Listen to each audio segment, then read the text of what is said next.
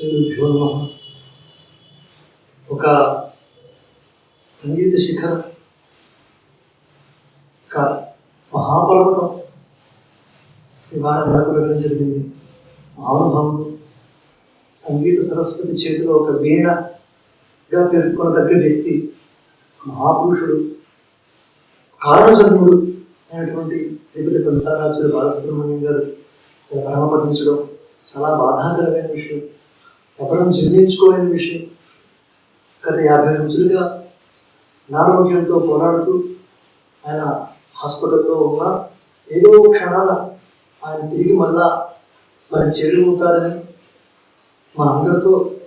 మనందరినీ అలరిస్తారని, ఆయన గాత్రం కోసం, ఆయన గానం కోసం, ఆయన పాట కోసం ప్రతినించిపోతూ ప్రతి క్షణం వారిని తలుచుకుంటూ వారి న్యూస్, ఆరోగ్యానికి సంబంధించిన అప్డేట్స్ అన్ని ఎప్పటికప్పుడు చూస్తూ ఆయన ఆరోగ్యం బాగుండాలని అందరం పూజలు చేసిన వాళ్ళని, ప్రార్థించిన వాళ్ళని. కానీ ఆయన మనం నుంచి వెళ్ళిపోవడం చాలా బాధాకరమైన విషయం. కారణం, పెనవేసుకున్న బంధం వారితో ఇంచుమించులో నా తరం అంతా కూడా ఆయన పాటలు వింటూ పెరిగింది. పూర్వీకులు, పెద్దవాళ్ళు కూడా గత కాలంలో వారి పాటలు వింటూ పెరిగారు, వారి పాటలు వింటూ కాలం గడిపారు.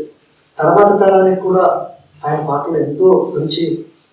ఒక 3 తరాలకి ఇంచుమించు ఆయన పాట పరిచయం ఉంటే ఈ స్థాయిలో ఆయన పాటలు పాడడం మనం అర్థం చేసుకోవచ్చు. వారితో 8 తరాలకి విడదీయని బంధం ఉంది. ఎంత జ్ఞానం అంటే ఆయనది. ఆయన ఒక నేపథ్య గాయకుడిగా, రిలాక్స్ సింగర్గా ఉన్నప్పటికీ చాలా మంది రిలాక్స్ సింగర్స్ ఉన్నా ఎవరితోనూ ఇంత అనుబంధం లేదేమో అనిపిస్తుంది నాకైతే. అందరూ ఆప్తులు, ఎంత గొప్పవారు, కానీ వీరితో ఉన్నంత బంధం, వీరితో ఉన్నంత ఆత్మీయత మిగతా సింగర్స్తో లేదేమో అనిపిస్తుంది. కారణం, ఒక నేపథ్య గాయకుడిగానే కాకుండా పాడుతా తీయగా అనే కార్యక్రమంతో ప్రతి ఇంట పరిచయం అయిపోయారు మహానుభావుడు. ప్రతి క్షణం ఒక వారం 1990లో అయితే ఈటీవీ ప్రారంభించిన మొదట్లో ఆయన గురువారం వచ్చే పాడుతా తీయగా కోసం ఎదురు చూసేవాడు. ఆయన్ని చూడాలని, ఆయన పాట వినడం ఒకటైతే ఆయన్ని చూడాలని అంతటి స్ఫూర్తి ఆయన చూస్తూ ఉంటేనే ఏదో తెలియని తన్మయత్వం వచ్చేటటువంటి ఆనందమయ రూపం అయింది. అంత విగ్రహం బలంగా ఆయన ఒక ఏనుగులాగా, ఒక సింహంలాగా, ఒక పాటితోనే మనం పోల్చుకోవాలి, అది ఇవాళ లేదు. అటువంటి మహాపురుషుడు, సంగీత సామ్రాజ్యాన్ని చక్రవర్తి, ముఖ్యంగా సినిమా పాట నిన్న మహానుభావుడు ఆయన ఘంటసాల వెంకటేశ్వరరావు గారి తర్వాత కాలంలో ఆయన మళ్ళా అంతఖ్యాతి, అంతకన్నా ఎక్కువ ఖ్యాతి పొంది తర్వాత తరానికి ఘంటసాల గారు తెలియదేమో కానీ భవిష్యత్ తరాలందరికీ బాలుగారిని మర్చిపోవడం లేదు. ఆయన భౌతికంగా మన మధ్య లేదు, కానీ ఆయన ప్రతి గుండెలో, ప్రతి గుండె సబ్బడిలో, ఆ లయ్యలో ఆయన ఉన్నారు. ఆయన ఎప్పటికీ దూరం చేయలేదు, దూరం కాదు కూడా. అటువంటి మహాపురుషుడు ఆయన. ఎందుచేత అంటే ఆయన చెప్తూ ఉండేవారు, మనం టీవీలో చూడడం, ఆయన నేను ఇంజనీర్ అవ్వాలి మా నాన్నగారు కాబట్టి నాకు ఇంజనీర్ అవ్వాలని కోరుకుండేది, కానీ ఇలా రావాల్సి వచ్చింది అని కూడా కొన్ని చోట్ల చెప్పడం మనం విన్నాం. ఆ వేళ ఇంజనీర్ అయ్యి ఉంటే ఈ వేళ బాధపడేవాడు కాదు. ఎందుకు అవ్వలేదు ఇంజనీర్, భరించలేకపోతున్నాడు ఆయన విరహాన్ని. ఇంజనీర్ అయ్యి ఉంటే ఇంత బాధపడకపోయి ఆయన ఎవరో మనెవరు. కానీ ఇంత చిరస్థాయిగా మనలో, మన హృదయాల్లో స్థానం సంపాదించి ఇంకా కొంతకాలం ఆయన నుండి పాడేవారు, పాడగలిగే సత్తా, శక్తి ఉన్న సమర్థులే ఆయన. శారీరకంగా కూడా ఇంకా రూపం కూడా ఉంది, పాడగలరు అని అనుకుంటున్నాం. ఇంకా మిగతా ఆయన సమకాలీన సింగర్స్ అంతా పాడలేకపోతున్నప్పటికీ ఇప్పటికీ ఈయన స్వరాభిషేకంలో కాకుండా లెజెండ్స్ అనే ప్రోగ్రామ్ లో కూడా నేను లైవ్ ప్రోగ్రామ్ చూసాను హైదరాబాద్ లో, ఎల్బీ స్టేడియంలో. వారితో దగ్గర నుంచి చూడడం, పలకరించడం కూడా అదృష్టవశాత్ ఈ జన్మకి నాకు దొరికింది. ముఖ్యంగా మొట్టమొదట ఆయన 1996 సంవత్సరంలో వారిని ఒకసారి కలవడం జరిగింది. ఆ సమయంలో ఫోటో దిగడం కూడా జరిగింది. మేము వేదం చెప్పి ఆశీర్వచనం చేస్తే తర్వాత మేము అన్నాం, అయ్యా మీ ఎంత గొప్ప గాత్రం అండి మీది, ఎంత అద్భుతమైన గాత్రం ఇది, మీ గాత్రం, మీ పాటలు వింటూ మేము ఆనందిస్తూ ఉంటామండి అంటే ఒక్క మాట అన్నారండి, నాకు ఇప్పటికీ గుర్తమాట. నేను చాలా అల్పుణ్ణి అయ్యా, నేను చాలా అల్పుణ్ణి, అంత స్థాయి మీద అనుకున్నంత స్థానం నాకు లేదు, నేను చాలా అల్పుణ్ణి అన్న మాట ఇప్పటికీ నాకు బాగా గుర్తు. దాన్ని నెమరు వేసుకుంటూ ఉంటాను ఇప్పుడు. ఆయన ప్రత్యక్షంగా మాతో మాట్లాడిన మాట. అది కాక లెజెండ్స్ ప్రోగ్రామ్ గత సంవత్సరం, గత నవంబర్ నెలలో ఎప్పుడు జరిగింది సుమారుగా ఎల్బీ స్టేడియం హైదరాబాద్లో ప్రత్యక్షంగా వెళ్ళడం, చిత్రమ్మ గారు, తర్వాత జేసుదాస్ గారితో కలిసి ముగ్గురు అద్భుతమైన కార్యక్రమం చేశారు. ఆ తర్వాత మా గురువు గారు బ్రహ్మశ్రీ సామవేదం షణ్ముఖ శర్మ గారి శివపదం కార్యక్రమం విశాఖపట్నంలో కూడా ప్రత్యక్షంగా వారిని వీక్షించడం జరిగింది.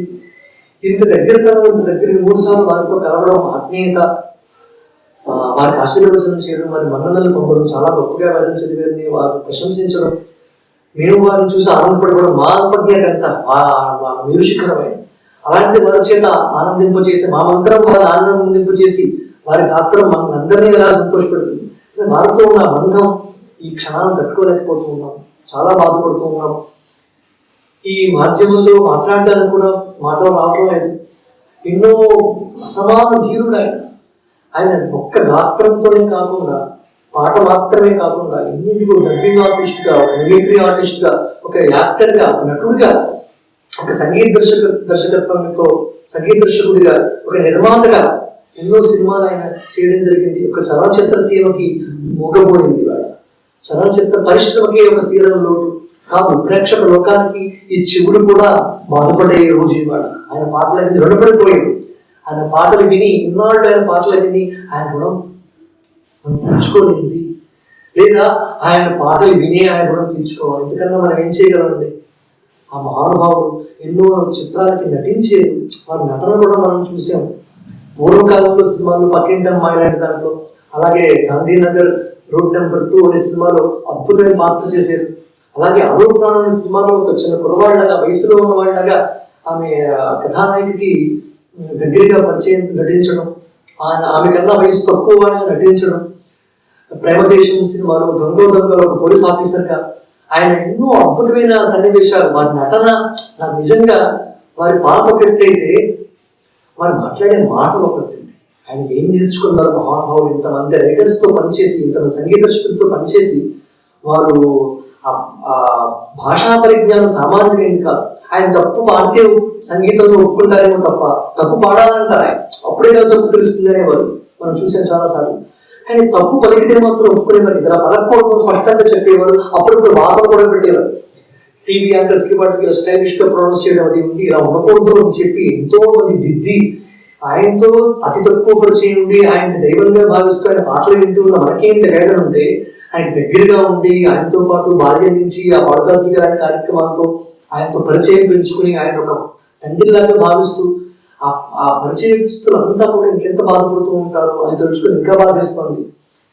ఆ మహాపురుషుడు, మహానుభావుడు ఆయన ఎంత చక్కని సంగీతాన్ని, ఎంత చక్కని పాటల్ని మనకు అందించారంటే, ఆయన పాట పాడితే ఆ కథానాయకుడు పాడుతున్నాడా అనిపించేటప్పుడు తప్ప బాసుమణి గారు మనం మర్చిపోయి, ఆ పాటలో ఒక ముసలివాడికి పాడితే, శంకరాభరణంలో పాడితే ఆయన శ్రీ సోమయాజు గారే పాడుతున్నట్టుగా ఉంది.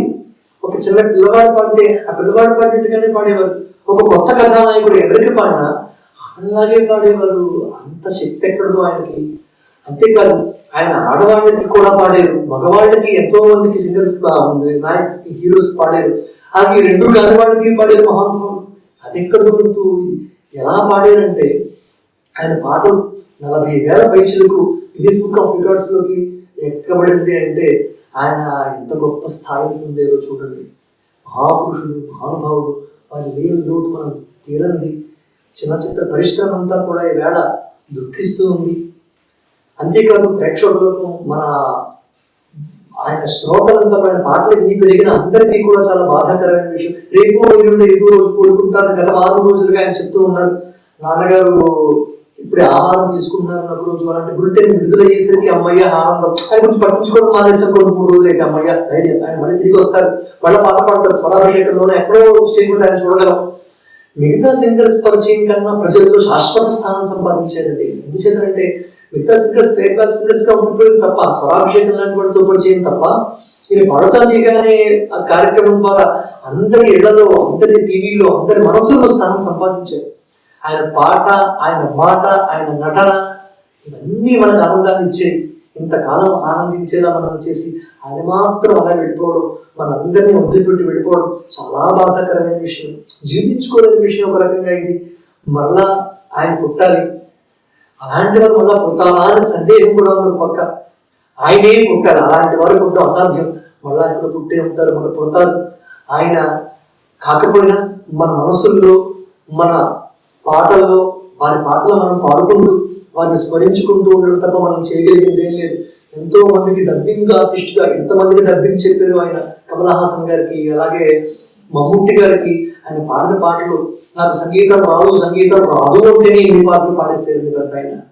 నాకు సంగీతం రాదని ఎప్పుడు చెప్పుకునేవారు. నాకు గురువు లేరు, సంగీతం నాకు వదలపాడి గారే మా గురువు గారు అని చెప్తూనే ఆయన అవకాశం ఇచ్చిన గురువుగా చెప్పుకున్నారు. నేను శృతిరేఖలు, నేను సపాసాలు ఎక్కడ పట్టలేదు, నేర్చుకోలేదు అని చాలాసార్లు చెప్పారు చాలా వేదికల మీద. గురువు లేకుండానే అందరికీ గురువు అయిపోయాడు ఆయన. అందరంతా ఎత్తుకు వెళ్ళిపోయాడు. ఆయన డబ్బింగ్ చెప్తే దశావతారం అని కమల్ హాసన్ గారి సినిమాకి 8 రూపాయలకి డబ్బింగ్ చెప్పి ఆయన ఆశ్చర్యకరమైన రీతిలో చెప్పారు. ఇన్ని గొంతులు ఇలా ఉన్నాయా, ఏకకాలమే ఇంతమందికి అభినయించడం, గొంతుని అందించడం చాలా ఎంత గొప్ప విషయం అది. వారిని మనం ఏమిచ్చి వలనం తీర్చుకోగలం. అంతేకాదు ఆయన, నాకు అనిపిస్తుంది ఆయన పాటలు విని అక్కడి నుంచి సంగీతం అంటే పాట అంటే ఇష్టం పుడుతుందండి. ఆయన పాటలు ఇష్టం లేని వాడికి కూడా ఆయన పాటలు వింటే ఆనందం కలుగుతుంది, ఇష్టత కలుగుతుంది. అక్కడి నుంచి ఆయన అభిమానంగా మారిపోతారు. ఎంతో సుకృతం చేసుకుంటే తప్ప అలాంటి జన్మ రాదు. వాళ్ళ తండ్రి గారు సాంబమూర్తి గారి చలవ, ఆయన అనుగ్రహం, ఆయన అంశయే మళ్ళా ఇలా పుట్టిందేమో బహుశా బాలసుబ్రహ్మణ్యం గారుగా. ఆ శకుంతలమ్మ, సాంబమూర్తి గారి దంపతులు, పుణ్య దంపతుల ఫలితమే మనకి బాలసుబ్రహ్మణ్యం, శ్రీపతి పండితారాజు బాలసుబ్రహ్మణ్యం గారు. ఆయన వారి తండ్రి గారు మహాపురుషులు. వారు కూడా ఉంచ వృత్తితో జీవనం చేసి త్యాగరాజ ఆరాధనోత్సవాలు చేసేవారిని మనం వారి చరిత్రలు కూడా చదువుకున్నాం. చాలా చోట్ల వారి తండ్రి గారి గురించి ప్రస్తావన చెప్పారు. ఆయన అంత కష్టపడి కుటుంబాన్ని పోషించి, నువ్వు గొప్ప ఇంజనీరింగ్ కావాలని తాపత్రయం పడి ఆ ఉంచ వృత్తితో వచ్చిన ధనంతో కుటుంబ పోషణ చేస్తూ, ఆ ధనంతోనే చాలా ఆరాధనోత్సవాలు చేస్తూ అలా పిల్లల్ని పెంచుకుని వచ్చి ఇంత స్థాయికి తీసుకురాగలిచారంటే ఆయన తండ్రి యొక్క సుకృతం, వారి యొక్క అంశ, వారి యొక్క తప ఫలితమే బాలసుబ్రహ్మణ్యం గారి గారు. ఆయన అంతటి మహాత్ముడు, ఒక మేరు పర్వతం లాంటి వ్యక్తి. ఆయన గాంభీర్యం కూడా మనిషిని చూస్తే అలాగే ఉంటారు. అంతటి గాంభీర్యం ఉండే వ్యక్తి. ఆయన ముందు పాట పాడడానికి కూడా వణికిపోతూ ఉంటే కంటెస్టెంట్స్ చిన్న చిన్న పిల్లల వాళ్ళు వచ్చినప్పుడు పడవ దిగకి నన్ను చూసి అయిపోకండి, నేనే ఎదురుగా కనపడుతున్నా, నేను అంత పాట నేనేం చేయను, నేనేం ఖర్చు చేయను, అరిచేది మీ మీద మీరు చెప్పి ధైర్యంగా పాడండి అని ఆయనకి ధైర్యం చెప్పి పిల్లలకి ఎంతో మందిని పైకి తీసుకొచ్చి, ఎంతో మంది పిల్లల్ని చాలా తక్కువ వయసులో ఉన్న అందరూ చిన్నపిల్లలు ఎపిసోడ్ దగ్గర నుంచి సమవయస్కులు, మధ్య వయస్సుల వాళ్ళ దాకా ఎంతో మందిని పైకి తీసుకొచ్చి ఇవాళ ఇంతమంది ప్లేబ్యాక్ సింగర్స్ ఉన్నారంటే అనే కారణం ఆ పడతాతీగలో ప్రారంభించిన ఉషా అనే అమ్మాయి, అలాగే సునీత మొదలైన వాళ్ళు ఎంతో మంది, రామాచారి గారు, తర్వాత పార్థసారథి, ఇలాంటి గొప్ప గొప్ప సింగర్స్, మల్లికార్జున, గోపికా పూర్ణిమ, ఇలాంటి వాళ్ళు ఎంతో మంది ఆ కాలం నుంచి మొట్టమొదటి ఎపిసోడ్ నుంచి నాకు అంటే ఇష్టం. చిన్నప్పటి నుంచి అంటే ఎందుకో తెలియదు. సాధారణంగా నాకు పాట అంటే ఇష్టం, కానీ బాలు గారి పాట అంటే ఇష్టం కాదండి, ప్రాణం. అంత ఇష్టం ఆయన పాట అంటే. బహిర్ప్రాణం మాకు బాలసుబ్రహ్మణ్యం గారు, బహిర్ప్రాణం.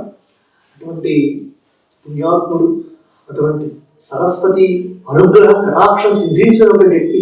సంగీతం నేర్చుకుని పాడడం చాలా సులభం అండి, ఎవరైనా పాడతారు. కానీ సంగీతం నేర్చుకోకుండానే సంగీతజ్ఞులతో మెప్పించుకున్న ఒక అద్భుతమైన ఘటన 1999 అనుకుంటా, బహుశా పడతాతీగ ఫైనల్స్ లో బాలమురళీ కృష్ణ గారు అప్పటి నుంచి ఆ పడతాతీగ ప్రోగ్రామ్ ఎప్పుడు మిస్ అవ్వలేదు. 99 ఫైనల్స్ లో ఉషా, మల్లికార్జున్, అలాగే పార్థసారథి వీళ్ళంతా పాడుతున్నప్పుడు జడ్జిగా వ్యవహరించినటువంటి శ్రీ మంగళద్రి బాలమురళీ కృష్ణ గారు వస్తే ఒక మాట అన్నారు. అంతా అయిపోయిన తర్వాత, ఎపిసోడ్ అంతా పూర్తయిపోయింది, అక్కడతో ఆ ప్రోగ్రామ్, ఆ ఆవృతం సమాప్తం. ఆ సమయంలో బాలమురళి గారు ఒక మాట, ఒక యూట్యూబ్ ఛానల్ ఇంటర్వ్యూ ఇస్తూ బాలమురళి గుర్తు తెచ్చుకున్నారు. మీకు ఇష్టమైంది, మీరు జీవితంలో మర్చిపోలేని ఘటన ఏదైనా ఉందా అని అడిగితే, పద్మభూషణ్, పద్మవిభూషణ్ అంటే పద్మశ్రీ పురస్కారాలు ఇవన్నీ వచ్చినా, ఇవన్నీ ఆనందించదగ్గైనప్పటికీ మర్చిపోలేనిది మాత్రం నాకు ఒకటి ఉందండి. అది పడతాతీగ ఫైనల్స్ లో బాలమురళీ కృష్ణ గారు ఒక మాట అన్నారు. ఏంటంటే, నువ్వు ప్రయత్నిస్తే నాలా పాడగలవైనా, కానీ నేను ఎంత ప్రయత్నించిన నీలా పాడలేను అని అన్నారట. దాన్ని ఆయన గుర్తు చేసుకుని ఎంత ఆనందించిపోయారంటే, ఎంత పొంగిపోయారంటే, ఇది కదా ఆస్కారంతో సమానం, లేదా ఇది కదా అన్నింటికన్నా అత్యుత్తమ పురస్కారం, ఇది కదా ఒక సరస్వతి స్వరూపుడైన బాలమురళీ కృష్ణ గారు మీరా నేను పాడలేను అనిపించుకోవడం కన్నా పురస్కారం ఏదైనా ఉంటుందా? ఇది నాకు చాలా గర్భరాంతి. ఈ పేరు మరి ఆయన ఆ వేళ ఎలా మాట్లాడారో తెలియదు, కానీ నా సమాధి మీద రాసుకోవాలని ఉందండి, రాయండి తర్వాత. అంతటి అద్భుతమైన మాటలు ఇవి. నన్ను ఆనందింపజేసిన నా జీవితంలో ఈ మాటలు ఇవి నాకు అత్యున్నత పురస్కారం కన్నా కూడా గొప్పవి. నా సమాధి మీద ఈ మాటలు రాయండి బాలమురళి గారు అన్న మాట అని ఆయన అన్న ఎపిసోడ్ నేను ప్రత్యక్షంగా చూశాను. ఇప్పుడు ఎలాగా మాధ్యమాల్లో మళ్ళా మనం చూస్తూ ఉన్నాం, కానీ ఆ సందర్భంలో దాన్ని గుర్తు చేసుకుని ఆయన ఎంతో సంతోషపడ్డారు. బాలమురళి గారి ప్రశంసని ఎంతో ఆనందించారు. అలాంటి మహానుభావుడు మన మధ్య లేకపోవడం చాలా బాధతో ఈ మాటలు మాట్లాడటం జరుగుతుంది. వారు లేరనే బాధ ఒక ఎత్తు, మళ్ళీ ఆయన చూడలేకపోతున్నామే అని బాధ మరొక పక్క, ఎలాగ ఆయన్ని మళ్ళా మనం తెచ్చుకోవడం, అలాంటి మహాపురుషుడు మళ్ళా పుడతాడా అనే సందేహం కూడా ఉండిపోయింది. 11 భాషల్లో పాడాడు ఆయన, 40,000 పేజీలకు పాటలు, తుళువు లాంటి లిపిలేని భాషలకు కూడా ఆయన పాడారు. అంటే వేరు వేరే వాటిలో పురస్కారాలు, జాతీయ పురస్కారాలు, నంది అవార్డులు లెక్కలేదండి. 10 సంఖ్యలో నందులు వచ్చాయండి, నందులు వెతుక్కుంటూ వచ్చేయండి ఆయన. రాష్ట్ర పురస్కారాలు కాక కేంద్ర ప్రభుత్వం ఇచ్చేటువంటి పద్మవిభూషణ్ లాంటి పురస్కారం అని భరించేయని ఆ పురస్కారాన్ని అందం వచ్చింది ఆయన భరించడం వల్ల. అంతటి ప్రతిభాశాలి ఆయన ప్రతిభని పొగడడానికి నాలుగు సరిపోదు, ఆయన ప్రతిభని పొగడడానికి నా అనుభవం సరిపోదు. ఆయన ఉంటే ఆయన ముందున్న అభిమానంతో మాట్లాడుతున్న మాటలు తప్ప ఆయన గొప్పతనాన్ని ప్రశంసించేంత శక్తి నాకైతే లేదు, రాదు కూడా. సంగీతంలో కానీ ఆ శాఖకే చందని వాడు అయినప్పటికీ కేవలం ఆయన అభిమానిగా, ఒక కళా పిపాసిగా ఆయన గురించి మాట్లాడడం తప్ప మీరేమీ కాదు. ఆయనతో ఉన్న ప్రత్యక్ష స్వానుభవంతో, ప్రత్యక్షమైనటువంటి అనుబంధంతో 1-2 సార్లు వారితో మెలగడం, వారితో మాట్లాడడం, స్పృశించడం కూడా జరిగింది తప్ప ఈ శరీరానికి ఇంతకన్నా ఆనందదాయకమైన విషయం ఏముంటుంది? అంతేకాదు వారు మా గురువు గారికి చాలా ఇష్టం.